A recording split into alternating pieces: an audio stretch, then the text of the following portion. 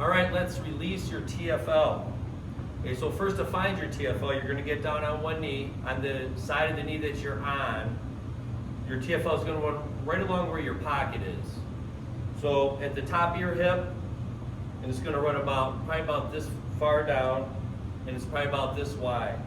So to find it, you want to go just below your hip and run your hand right along your side there. It'll feel like a little bump, like a little knot. And just run your hand down it.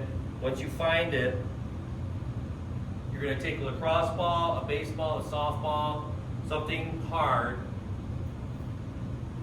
on the ground, and I'm going to start at the top of my hip. You can start at the bottom, whatever's easier for you. Now this can be kind of painful, so to be able to control the pressure, I keep my foot here and I'll apply the pressure in my foot to adjust how much pressure I put down in the ball. But you do want to let that ball sink in as much as you can tolerate. So once I'm in there at that point, at the very top of my hip, just massage the muscle side to side. Now again, it's a small muscle, so the ball's going to kind of roll off it. Just do your best to control it.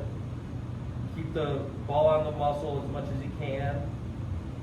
And then once that pain decreases a little bit, just move the ball down just a little bit and repeat the same motion until the pain decreases a little bit, and then move down until you get all the way down to the end of the muscle.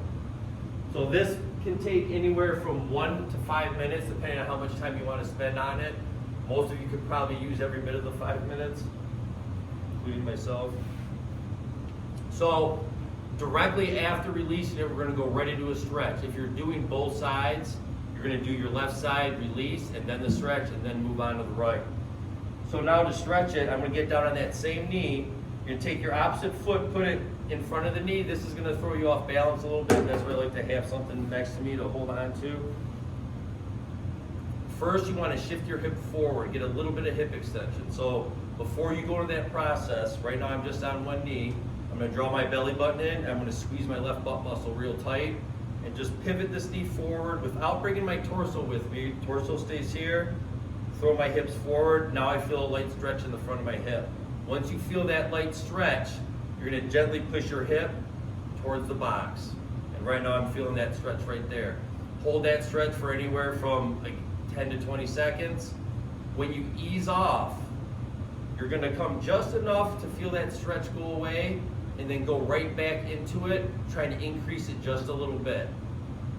When you find the stretch, once you feel the slightest stretch there, that's where you want to stop. So for instance, right now I'm going to push my hips forward, I push to the side, I feel the stretch right there. I'm not going to keep trying to push it to the side and just go as far as I can. Once you feel the stretch, hold it at that spot, let's say 10 seconds. When you ease off, it'll look like this. I'm just going to go off it a little bit and then right back into it, try to increase it a little bit. You can repeat that process up to 3 minutes. All right, so first mobilize, then stretch, repeat on the other side.